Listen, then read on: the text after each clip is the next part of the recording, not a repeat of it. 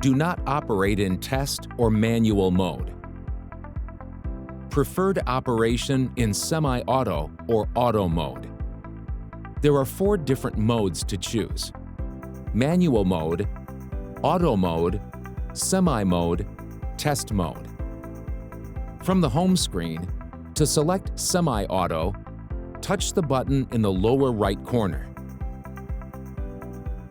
When 4 choices appear, touch the button with 4 arrows. The Confirm screen will appear. Touch the checkbox. Controller will switch to semi-auto.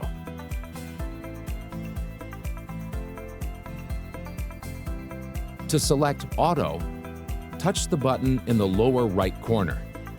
When 4 choices appear, touch the button with Turbine. The Confirm screen will appear. Touch the checkbox. Controller will switch to Auto.